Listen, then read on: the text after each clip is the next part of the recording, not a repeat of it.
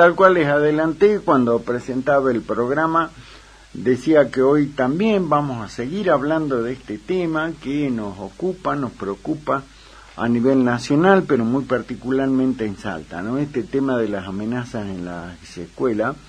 Y como decía, bueno, el viernes hablamos con el psicólogo, con Toti Ceballo, Rodolfo Toti Ceballo, el psicólogo, y con mucha, con una particular atención a lo que es el tema salud mental. Ayer hablamos con la psicopedagoga, la licenciada Roxana Celeste Dip, y ahora, para ver desde otro ángulo esto, lo hemos convocado a nuestro querido amigo, como siempre, que cada vez que hay temas así le decimos, vení, salvanos de la llama, y lo convocamos y siempre acepta. Así que le agradezco como siempre, mi querido amigo, el doctor Abel Cornejo. Abelito, ¿cómo te va? ¿Cómo estás, Daniel, querido? Un gusto saludarte. Bueno, gracias, como siempre, Abel, siempre vos ahí al pie del cañón, como buen chalchalero, así que, bueno, claro, así que bueno, Abelito, en verdad, te convocamos porque, como decíamos, ¿no?, de este tema tan preocupante, delicado, lo decía el psicólogo, con quien hablamos el viernes, Toti Ceballo. Ayer nos decía lo mismo la licenciada Celeste Dipe, un tema para que abarca no solo un aspecto, sino varios. Y hoy hubo un encuentro importante, el procurador con el ministro de Seguridad, la ministra de Educación, bueno, también, ¿no?, abordando este tema. La mirada del doctor Abel Cornejo, no solo desde el ámbito de la justicia, sino en base a todo lo que vos tenés sobre este tema, doctor Abel Cornejo. Mira, Daniel, yo creo que hay algunas cuestiones que hay que pensarlas seriamente por los tiempos que nos han tocado vivir, que no es que sean peores ni mejores, sino que cada época tiene sus características. Una de las características que yo creo que hay que analizar con mucha profundidad y con mucho detenimiento es que desde hace un tiempo esta parte se ha instalado un discurso violento en la sociedad. Eso no es un problema de Salta, ni es un problema solamente argentino, sino que es como que dicen ahora los jóvenes, la violencia paga. ¿Qué es lo que paga la violencia? El discurso violento es como que vende más, el discurso violento parece concitar más atención. Estaba viendo, por ejemplo, todo lo que fue la campaña presidencial del Perú. Uh-huh. Bueno, el candidato Díaz Aliaga, por ejemplo, que ya también se apropió del discurso descalificador, violento. Entonces, nuestros mayores decían, siembra viento y recoge tempestades, ¿no? Así es. Y que la violencia engendra violencia también. Entonces, se pronuncian fenómenos de imitación, fenómenos sugestivos que van replicando ese tipo de conducta, y también sin que esto necesariamente sea un discurso esencialmente ético, ni mucho menos, pero sí hubo una mutación de valores muy importante dentro de la sociedad. En lo que eran valores como el bien común, la solidaridad, las construcciones colectivas, bueno, se cambió por un sistema individualista, más relativista, por un sistema donde la virtualidad ha pasado a sustituir a la realidad, junto con eso una mayor introspección. Nuestra generación es mucho más extrovertida, ahora es introvertida. Basta ver en lugares públicos, vos tenés muchas mesas de la película extraordinaria de Vittorio Gassman, Fanny Ardán, que por ahí a los cinéfilos nos gusta volver a ver, porque es cine de culto, y llama La Cena, la última película de Gassman, creo que, donde, bueno, él entra a un restaurante, la voy a tener que espoliar para lo que quiero decir, pero bueno, y observa, esta película tiene más de 20 años, 25 años por lo menos. Sí, por lo menos. Y ahí Gassman observa ya todo, cómo la tecnología va sustituyendo al diálogo, a la conversación, y eso también ha generado, en muchos casos, particularmente dentro del aula, una pérdida paulatina de la autoridad, con algún empoderamiento de sectores que también tiene que ver muchas veces con grupos que se van juntando, que se vuelven más violentos, e hijo de eso es, por ejemplo, el bullying, el ciberbullying, y ahora este fenómeno de las amenazas directamente a los profesores, que sin que se tome esto como una subestimación, pero esto puede haber empezado incluso puede haber empezado hasta como una suerte de divertimento, y después pasa a convertirse en un patrón de conducta. En los dos casos estamos ante un problema serio. Y yo creo que más allá de los diagnósticos, no quiero extenderme tampoco con la palabra, yo siempre te digo, eso no hay que hablar tanto, pero en lo que sí te digo, Danielito, es que creo que más allá de los diagnósticos, que muchos ya los conocemos, creo que hay que tomar acciones concretas. ¿Qué acción concreta? Por ejemplo, esa que se en la ciudad de Buenos Aires, que la prohibición de ingresar con celular a clase es un tema. Dejar de hacer la apología de la inteligencia artificial, que la inteligencia artificial prácticamente va a suplantar la condición humana, porque no es cierto. Hay que leer a ese filósofo surcoreano maravilloso que es Byung-Chul Han, que es un pensador extraordinario. Bueno, a la inteligencia artificial la ha creado el ser humano, y la carga de datos, por más de réplica de algoritmos, depende de la voluntad humana. Entonces, bueno, todo este tipo de cosas, más la globalización, más la caída de las fronteras nacionales, lo que se llama la aldea global, más la uniformidad de las modas, porque vos ves que ahora en todos los países del mundo, lo cual antes hubiese sido una curiosidad, bueno, las modas empiezan a ser cada vez más comunes a todos los países del mundo. Entonces hay fenómenos modélicos masivos, entre los que se destaca, reitero, uno que para mí es altamente nocivo, que es el de la violencia. Entonces ahí yo rescato especialmente, ahora que se ha cumplido un año de la muerte de Francisco, más un gran pensador argentino, que también es obispo, que es Jorge García Cuerva, el valor de la paz como constructor de las sociedades, ¿no? Sería que la paz es como que quedó de lado, ¿no? Veamos, si no, cuál es el contexto internacional, porque todo tiene que ver con todo. Es muy bueno, para eso es la idea de convocarte siempre, ¿no? Para que vayas más allá de la coyuntura, para que busquemos con vos un poco más allá. Ahora, todo esto que vos hablas, yo te escucho y voy graficando un montón de cosas, ¿no? Todo suma, Abel, ¿no? Porque yo decía, bueno, este tema que se incentiva la violencia, pero está presente en todos lados. Cuando lo escuchamos, yo recién hace rato lo cuestionaba duramente al presidente cuando dice que el 95% de los periodistas son delincuentes, y cuando ataca y cuando agrede, pero no solo él, sino también hay otro tipo de agresión permanente en la sociedad. Y es como que los chicos, los jóvenes, están permanentemente mirando eso, mal sumarle lo que vos decís de las redes, y es como que se vive en un clima donde parecería que la violencia, la intolerancia, el insulto, la agresión sería lo normal.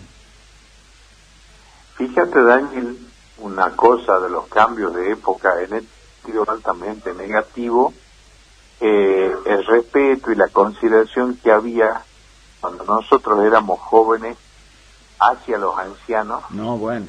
de lo que hay ahora. No solamente la falta de respeto y las barbaridades que se dicen, sino que es como un sector descartable en la sociedad. Claro. Como si el ciclo vital no te llevara a ser viejo, ¿no?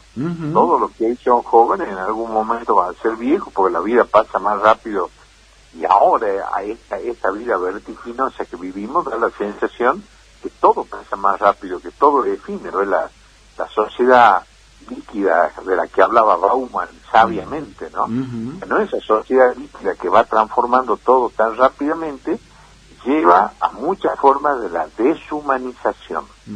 Por ahí me parece que pasa, fíjate que puntualmente, por ejemplo, en el caso de un docente o una docente, es alguien que está frente a un curso y que antes sí sabía más o menos qué le esperaba, qué tenía que hacer, cómo le iba a responder ese curso. Ahora no lo saben. No es solamente como se dice, no, que falta capacitación.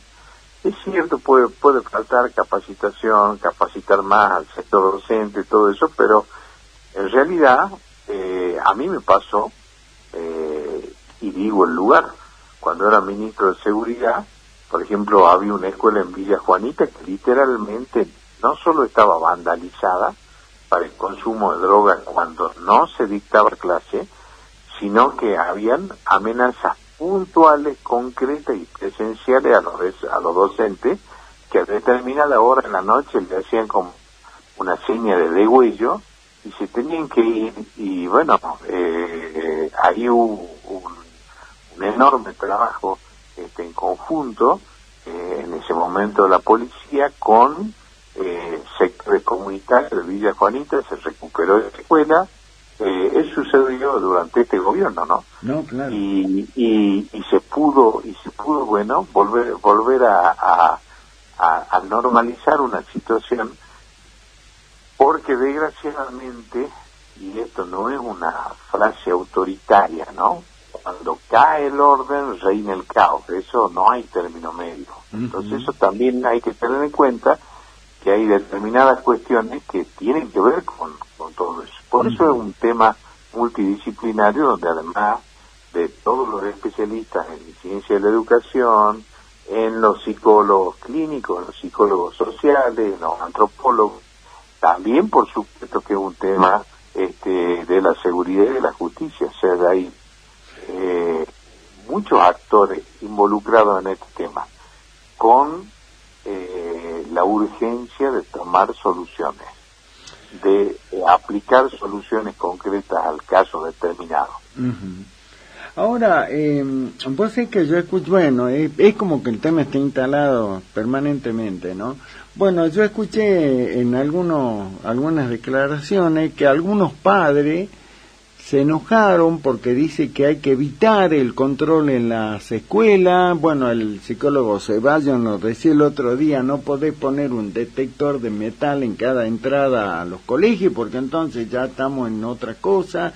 Ahora, hay otros padres que se enojaron porque le dijeron que lo iban a imputar a su hijo como menores y que le iban a cobrar todo el procedimiento que lleven adelante. ¿Cómo hay que manejar ese tema desde el lado, ponele, de la justicia o de la seguridad, para vos que has sido ministro de él? Es lo que te decía recién, no creo que sea un tema exclusivamente que tenga que ver con la justicia y la seguridad. Sin duda que hay casos que tienen que actuar. Hay que ser muy cuidadoso con lo que es el día a día del sector educativo. El sector docente es cuando hablo docente no solamente hablo del tema de profesores y profesoras, maestros y maestras, sino de alumnos, todo el sector. El sector que hay que estar atento, mirar qué es lo que ocurre, pero ver fundamentalmente cuáles son los indicadores sociales que tenemos en este momento y que van marcando tendencias y conductas, y bueno, por eso lo que yo te digo, que hay veces que hay que aplicar soluciones, no sé si son drásticas, soluciones que devuelvan, si no querés utilizar la palabra orden, que a algunos les resulta autoritario, exacto, bueno, exacto. entonces recuperar sí el control que en muchas veces se perdió. ¿Por qué? Porque hay distintos tipos de conducta que ponen a quien está al frente de un aula en una situación, te diría, casi precaria, ¿no? Uh-huh. Eso no lo podemos ignorar al tema ese. Uh-huh. Eso por una parte. Y el tema de lo que se suerte de transferencia del bullying, ¿no? La penalización de los padres respecto a la conducta del bullying, no sé si esa es la solución. Yo en lo personal no estoy de acuerdo, porque siempre volvemos a lo mismo, el endurecimiento de sanciones, soluciones, sino que a veces aumenta el problema. Entonces lo que hay que ver también es hacer un seguimiento concreto, pero sí una concientización en la comunidad de que algunas cosas suceden, no sé. Por eso es que hablábamos en este cambio de valores. Al cambiar los valores solidarios, los valores colectivos por valores individuales, es como que de golpe esa foto que hace unos años obtuvo un premio, de que había una pareja tomando un baño de mar en una playa de Nápoles con 3 emigrados africanos muertos al lado. Es muy representativa de los tiempos que vivimos, ¿no? ¿Cómo te podés bañar al lado de 3 cadáveres, por ejemplo? Uh-huh. Entonces, bueno, claro. eso es ese individualismo exacerbado que directamente no nos interesa el prójimo, no nos importa el otro, no nos importa qué sucede. Claro, es como que cada uno en estas su cosas mundito. Tienen que ver, Daniel, ¿no? No, por supuesto. Tengo un mensaje acá, me dice, qué lindo escucharlo al doctor Abel Cornejo, porque hay algunos que hablan de que a los estudiantes que están sospechados de hacer este tipo de cosas, lo primero que tienen que hacer es expulsarlos de los colegios y meterlos presos, no solo a ellos, sino también a los padres. Eso me dice el mensaje, Abel. El tema de la prisionización, o sea, en ningún lado solucionó. También veamos también algunas cosas, ¿no? Ayer últimamente me estoy preguntando bastante sobre este tema. Anoche, sin ir más lejos, me tuvieron preguntando, y también por una cuestión de alineamiento internacional, es como que el modelo a seguir son los Estados Unidos, ¿no? Estados Unidos, como todos los países del mundo, tiene cosas buenas y tiene cosas muy malas. Muy malas. Fíjate todas las cosas que han sucedido en los colegios norteamericanos. Sí, claro.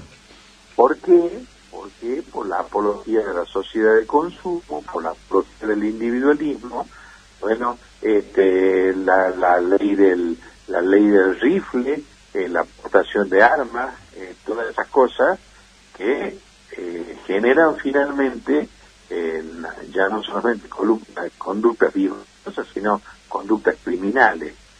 No es tan sencillo el tema. En un país que yo siempre digo, acordémonos que todos nuestros premios Nobel egresaron de la educación pública, uh-huh. Y la educación pública argentina fue un modelo a escala mundial. Uh-huh. Esto no quiere decir que esta crisis, este problema o esta aflicción que tenemos a raíz de estas conductas, esto no es solamente patrimonio de la educación pública, cuidado con eso, ¿no? Uh-huh. El bullying se da tanto en el sector público como en el sector privado, el ciberbullying lo mismo, y las amenazas igual. Uh-huh. No es solamente de un solo sector. Y además, el tema de la generalización de las sanciones, por ejemplo, recordemos que de hace un tiempo a esta parte hay una baja en la escolarización. Y nosotros lo que queremos es que cada vez haya mayor escolarización. Vos pensás, Daniel, que la educación, yo soy un firme convencido de eso, es el único sistema de igualar que tenés en este momento en esta sociedad. No hay otra forma de igualar a la gente sino a través del conocimiento y la educación. No hay otra. Claro. El conocimiento es una herramienta de poder fundamentalmente igualador. Exacto. Donde dependerá de cada uno. Dependerá de cada uno en el esfuerzo, en la conciencia de querer saber más, en educar para que haya mejores dirigentes, en educar para que haya mayor compromiso y responsabilidad social. Bueno, son muchas las cosas que hay, pero cuidado con el tema de la exclusión, cuando vos sabés que uno de los problemas que tenés graves es una menor escolarización, que además ahora se suma a que hay un menor crecimiento poblacional también, ¿no? Viste que hay noticias y estadísticas que se han dado este año y el año pasado, donde está creciendo a menor ritmo la población. Con lo cual también los ingresos a la escolaridad han disminuido porque hay menos chicos. Entonces, como verás vos, nadie tiene la varita mágica de la solución completa, pues son muchas las cosas que tenemos que tener en cuenta. A eso sumar los consumos problemáticos que no se debe descartar, y bueno, tenemos una suma de factores que hace que no hay que esperar a la amenaza para vivir pendiente, que el desarrollo del país pasa por el conocimiento, pasa por la educación, pasa por la formación, no por otra parte. Claro. Bueno, un tema que obviamente moviliza, ¿no? Y lleva a la participación. Acá me dan un mensaje, me dice, no te olvides, Dani, que antes, como dice el doctor, la familia era la primera contención que tenían en la casa. Ahora no, porque las familias no existen.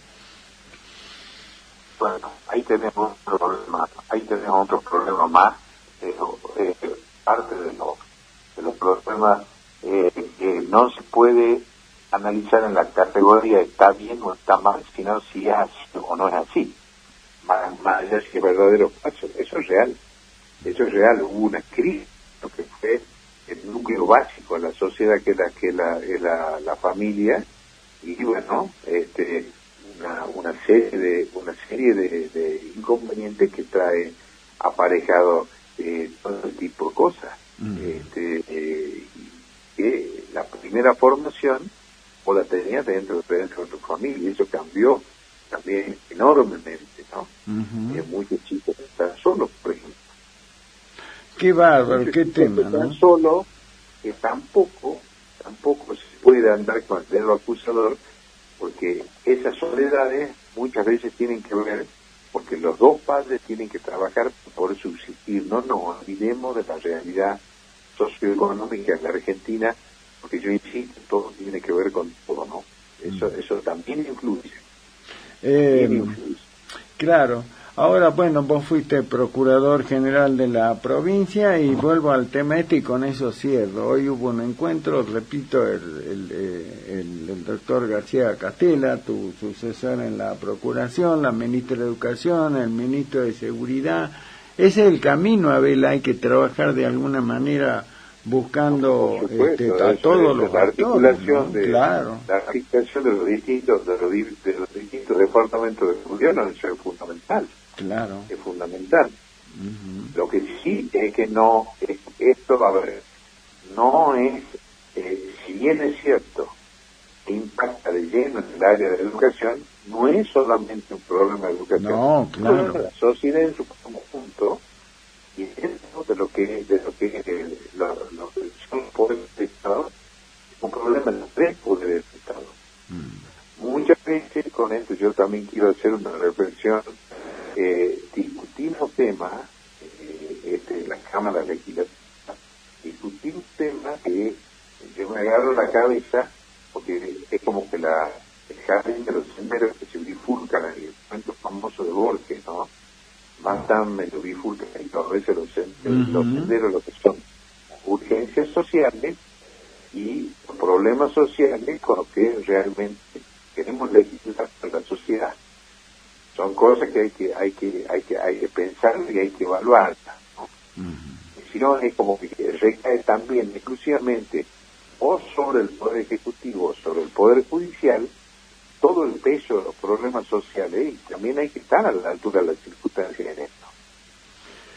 Qué tema, ¿no? Y qué bárbaro. Parecería como que este lunes, yo decía, recobró vigor, recobró fuerza, porque bueno, declinó un poco el fin de semana, obvio, no había clase, pero parecería que el lunes volvió con todo, ¿no?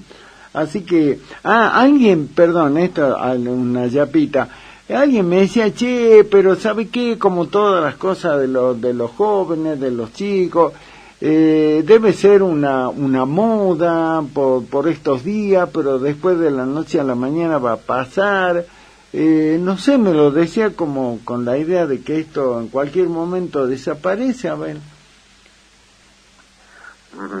Casi que me has hecho una transmisión de pensamiento. Yo no comparto con eso. No, yo tampoco. ¿Por qué te digo esto que me estás comentando y está buenísimo que me lo hayas advertido? Muchas veces estos fenómenos sociales se los toma como un episodio modélico, ¿no?